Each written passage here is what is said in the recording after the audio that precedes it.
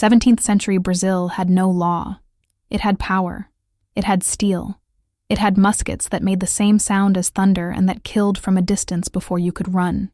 And it had men who had discovered that in that immense, dark, and endless continent, nobody was watching. Nobody was going to watch.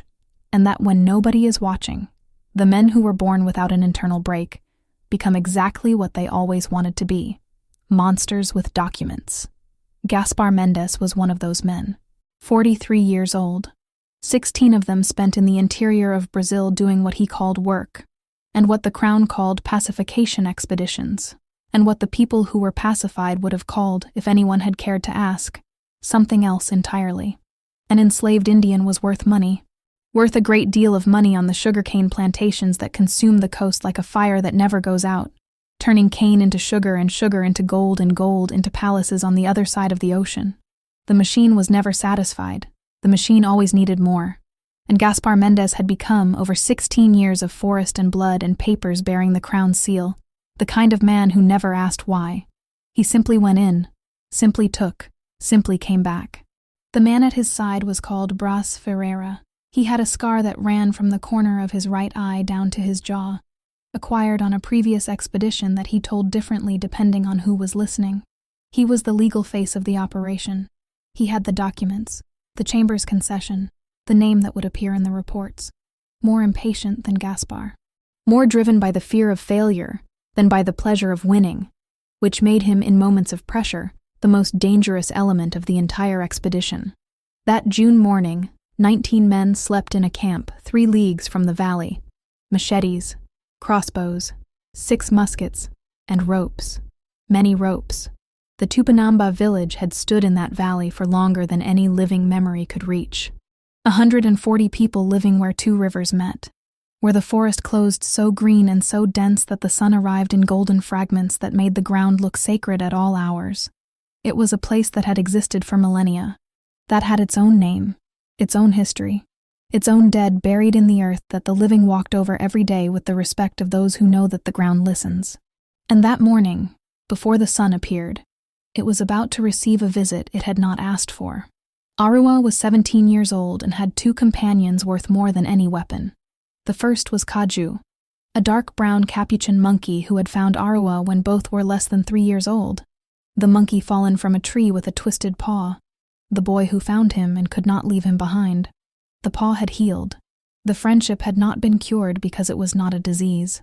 Caju went everywhere Aruã went, slept in the same hammock, ate from the same plate when he thought nobody was watching, and had developed, over 14 years of shared life with the hawk-eyed boy, a sensitivity to danger that combined strangely well with his owners. When Aruã stood still, Caju stood still. When Aruã moved his eyes to one side, Caju moved to the same side 2 seconds earlier. The second was Iara, not his sister, who had the same name by one of life's coincidences. The macaw.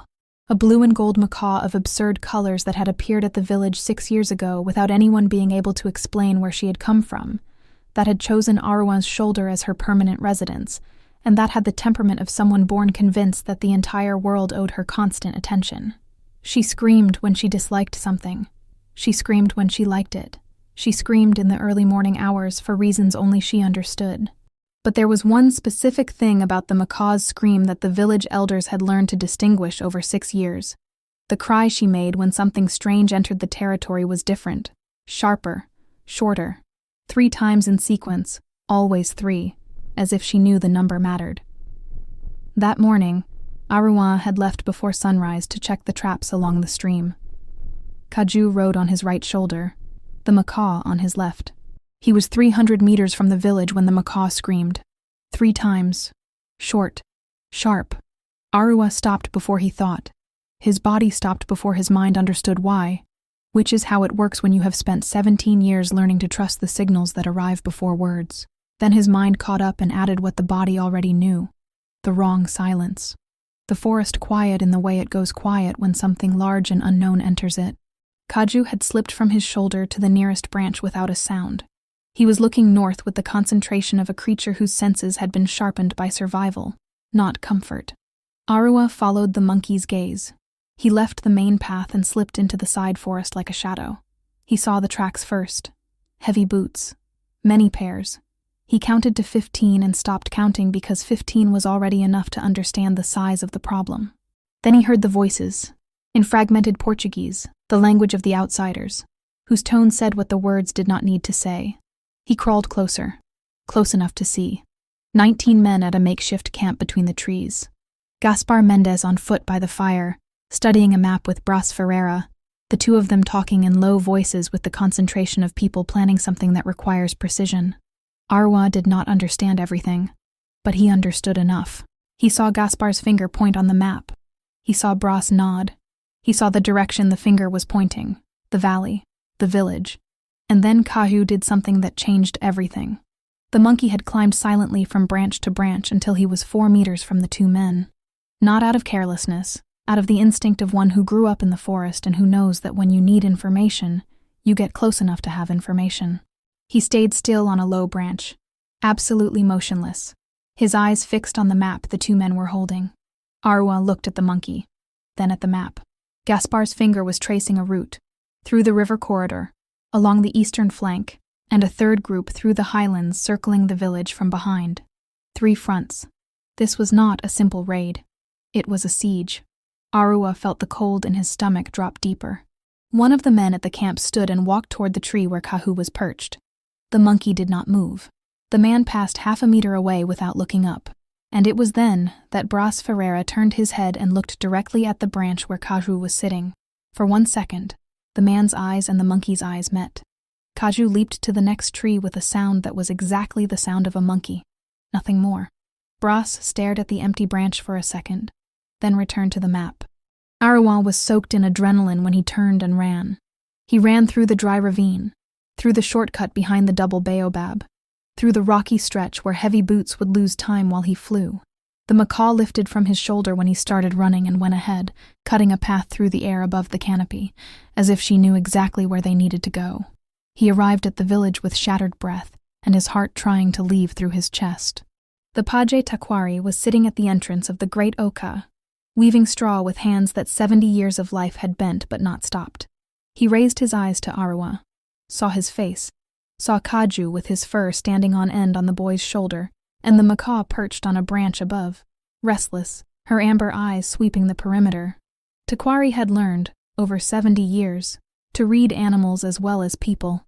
How many? He said, not as a question, as the beginning of a plan. 19. With thunder weapons. But Taquari, this is not a simple raid. They are coming on 3 fronts. Through the river corridor along the eastern flank, and through the highlands from behind. It is a siege.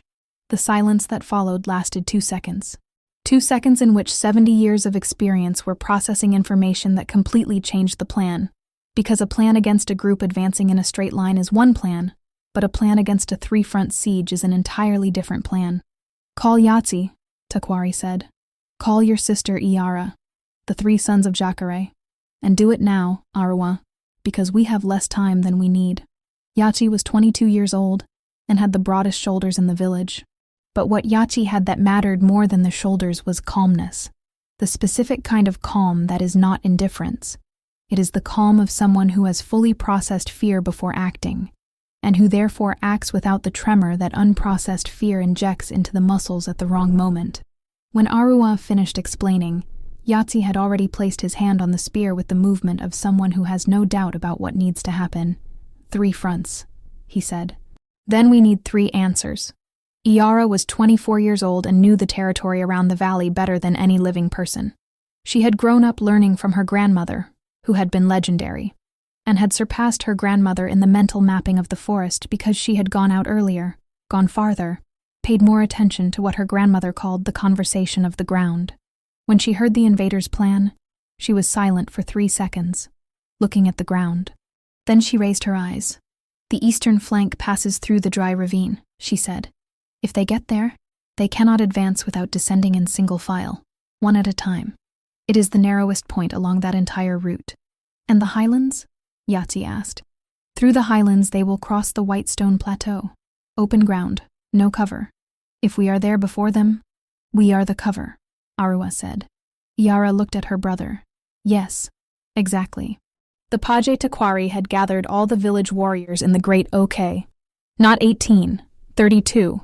Because Taquari had sent runners to the neighboring villages the moment Aruã had mentioned the word siege, and the neighboring villages had responded the way peoples who have lived together for generations respond when one of them is in danger, by sending their best. 32 Tupinamba warriors against 19 men with muskets. The number was better, but muskets were still muskets. "Listen," Taquari said, with the voice that made silence settle before the first syllable was finished. "They have the thunder weapons. A thunder weapon in open ground kills us before we get close. So we do not go to open ground. We make the ground we know our ally and their worst enemy. We will divide into 3 groups for their 3 fronts. But our advantage is not the number. It is this." Taquari stamped his foot on the ground. "The ground you know through your feet, and that they will never know from any map." While the warriors divided, the women and children began to move silently through the back of the village, along the plateau path, guided by the 3 oldest women who knew that route by heart, carrying the smallest ones in their arms, carrying what could be carried, with the silent urgency of those who understand that there is a kind of bravery that shows itself in strategic retreat, rather than unnecessary confrontation. Kaju did not go with them. Kaju stayed with Aruã. The macaw stayed too. The eastern flank group was led by Iara. 12 warriors who knew that stretch of forest the way they knew the insides of their own okas. Every root, every stone, every point where the ground sank treacherously beneath the foliage. They reached the dry ravine 40 minutes before Gaspar's men. Yara looked at the narrow gorge, then at the 12 warriors, then up, at the ravine's edges, where trees grew at the rim and whose branches reached halfway across the gorge. "Positions on the edges," she said, "half on each side. When they enter the gorge, do not shoot until I give the signal. The gorge will force them to come in single file. And in single file, with branches above and no way out to the sides, muskets are worth little. Whoever has a musket needs space to aim. There will be no space here." The 12 spread silently along the edges. Yara climbed a tree that gave a full view of the gorge's entrance. She waited. The Whitestone Plateau group was led by Yahtzee. 8 warriors, positioned behind the white rock formations that dotted the plateau like the bones of some ancient animal. Open ground, but open on both sides. And if you knew the rocks, you knew which of them had angles that covered the access paths without exposure. Yahtzee had chosen each position personally. He had spent 10 minutes walking across the plateau as if he were the enemy. From where would you emerge? Where would you look first? Which rock could you not see behind? Then he returned and placed a warrior at every blind spot. The river corridor group was led by Aruã, 12 warriors, and Kaju, and the macaw on his shoulder. Aruã had spent the pre-dawn hours preparing the corridor with the sons of Jacare, Tupi, Karamuru, and Boto. Thin ropes of plant fiber stretched at ankle height between the trees, invisible under the foliage. Bent branches held in place, ready to be released. Positions in the trees with arrows already set, and angles already calculated. But there was one thing the corridor had that the other fronts did not. The swamp, 20 meters ahead of the point where the ropes were, covered with leaves, imperceptible, capable of swallowing a man to the knee with the silent efficiency of a trap the earth itself had built. Aruã had removed the thicker leaves before dawn, leaving just enough for it to look like solid ground to anyone who did not know. To anyone who did not know. The sun was high when the silence of the forest began to change. Aruã felt it before he heard it. Kaju felt it before Aruã. The monkey stiffened on the branch above, his fur rising in sequence from neck to tail, his eyes fixed on the northern end of the corridor. Then came the sounds. Footsteps. Many footsteps. Heavy boots on dry ground. Aruã signaled to the 12 warriors along the corridor. A slow gesture, palm facing down, which meant, nobody moves. Nobody breathes loudly. Wait. Gaspar Mendes entered the river corridor at the front. He had divided the expedition as planned. 6 men along the eastern flank with one of his most experienced men guiding. 5 through the highlands with 2 musketeers, and himself with the remaining 8 through the corridor. The corridor was the central path, the path that would lead directly to the heart of the village, and Gaspar had the habit of leading through the most important route. He advanced with his musket in hand, his eyes reading the forest, and stopped. The same 16-year instinct, the same wrong silence, the forest too quiet in a way that was not natural. He looked to the sides. at the trees, at the ground. Nothing. But the instinct did not back down. "Search the flanks," he said to the 2 men behind him. Slowly. It was then that Kaju moved, not toward the men. In the opposite direction, jumping from branch to branch along the eastern side of the corridor, making deliberate noise, the kind of sound a frightened monkey makes that you do not think twice about because frightened monkeys make noise. 2 of Gaspar's men turned automatically toward the sound, and the 3rd stepped on the rope. The trip was sudden and violent. The man hit the ground with a dry impact that echoed between the trees, and the 2 beside him swerved to avoid stepping on him, and the formation Gaspar had carefully built came apart in 2 seconds of confusion that were exactly the 2 seconds Aruã needed. "Now," Aruã shouted. The bent branches held by the sons of Jacare were released in sequence, Tupi, Boto, Karamuru, and the sound they produced was like an explosion coming from 3 directions at once. Gaspar's men instinctively hunched, some raising their weapons with no target, others retreating without knowing which way to retreat because the noise came from every side.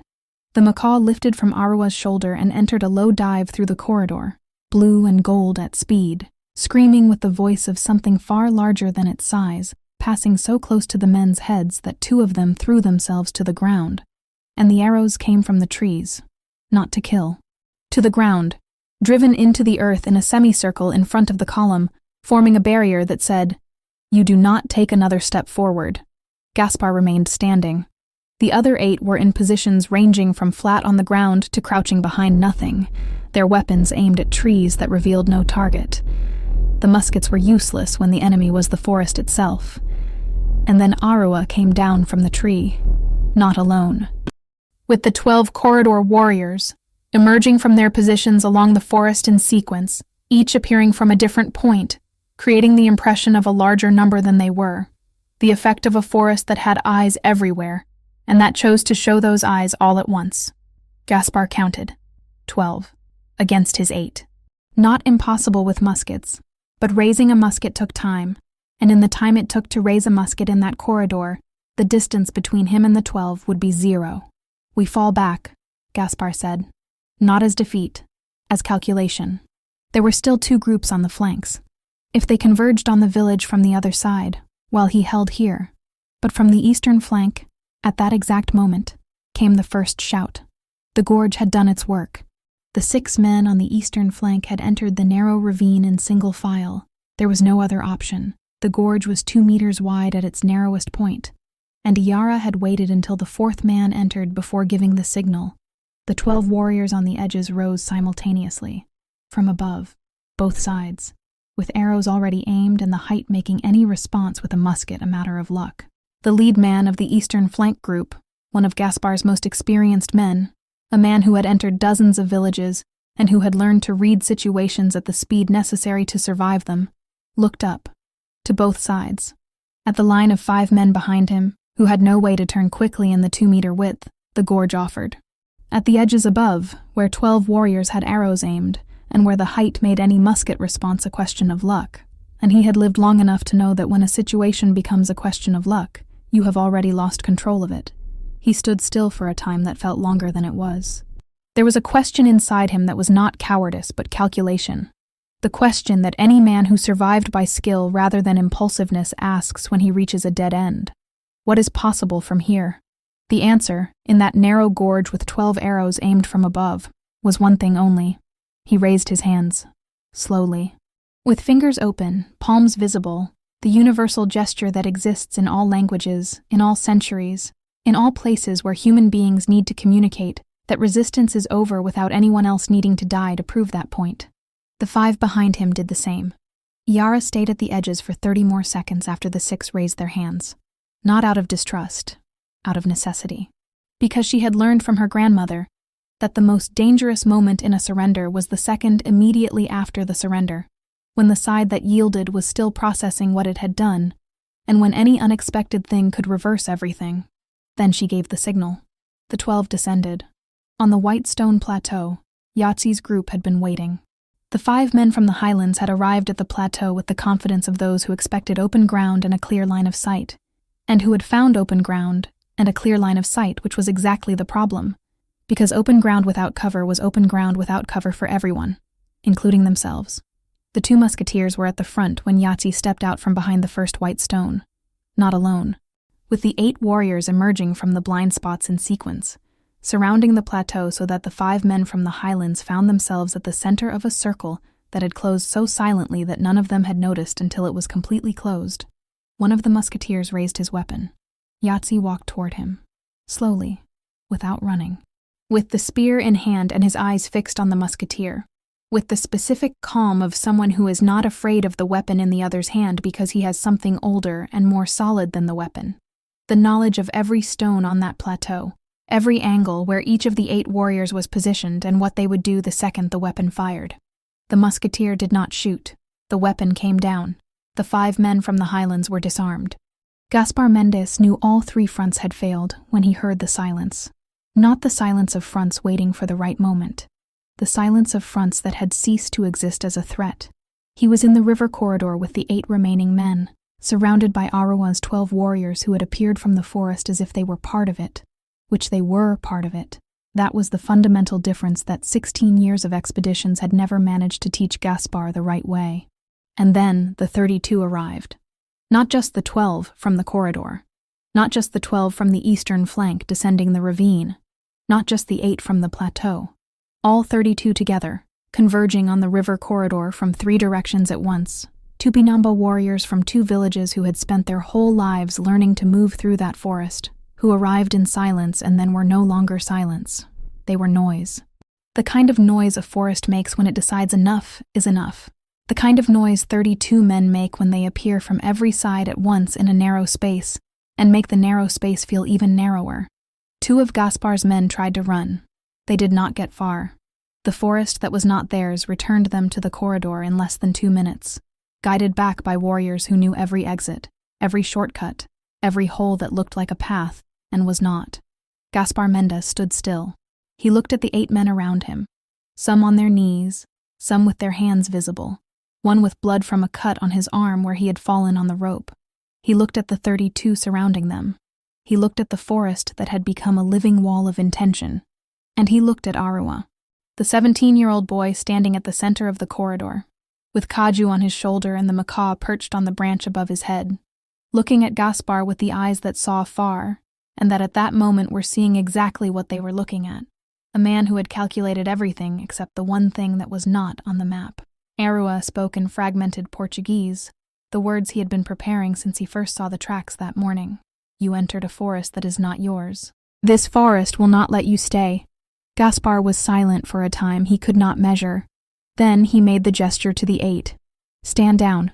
Bras Ferreira, who had stayed toward the back throughout the advance through the corridor with his musket raised, and the expression of a man about to make a decision out of ego that would get everyone around him killed, swung the barrel in Aruã's direction. What happened next was too fast to be planned and too slow to be an accident. The macaw lifted from the branch. Not a casual flight. A straight dive, blue and gold at speed, directly toward Bras Ferreira, with the scream of something far larger than its size, arriving at Bras's face before his finger reached the trigger.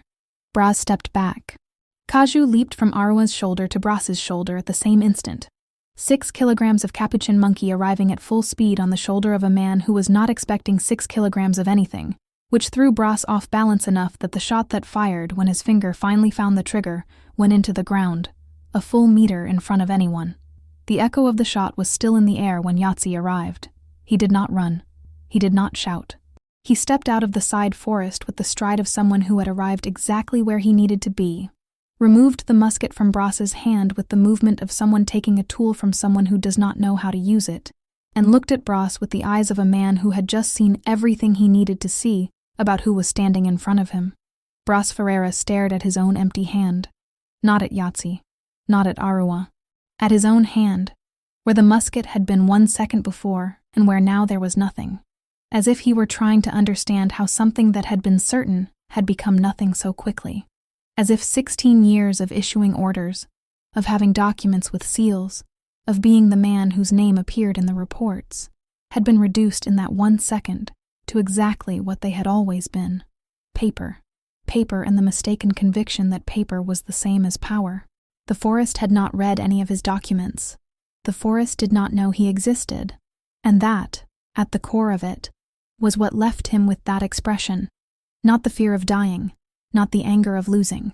It was the specific emptiness of someone who has just discovered that the story he had built about himself over an entire lifetime could not survive contact with something that was real in a way the story had never been. Gaspar looked at Yahtzee, at Aruã, at the 32. At Kaju, who had returned to Aruã's shoulder with the satisfied expression of someone who had done exactly what needed to be done. At the macaw, who had returned to the branch and was composing herself with the slightly wounded dignity of someone who had risked her own safety and preferred that this be acknowledged. And he made the only decision that still existed to be made. "Let's go," he said to the 8, and to Brass, to those in the ravine, to those on the plateau. To the 19 men who had entered that forest with ropes and muskets, and the conviction that what was not on the map did not exist, they left, without the captives they had planned to take, without the dignity they had brought, without the conviction that at least had stayed behind in the river corridor alongside the ropes that had never been used and the arrows in the ground as a permanent reminder of where the line was. The 32 stayed in the corridor until the last sound disappeared. Then Yara came down from the ravine. Yahtzee descended from the plateau. The sons of Jacare came out of the trees, and the warriors from the neighboring villages, who had arrived in time to be the difference between a defense and a victory, stood in the forest that was not only theirs but that had answered for them when it needed to.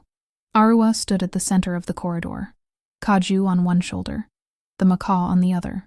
The forest around him quiet in the good way, the quiet that returns when the danger is gone and the animals realize they can go back to their places.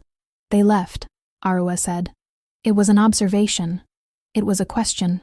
It was both things at once. "For today," Yara said. There was weight in those two words.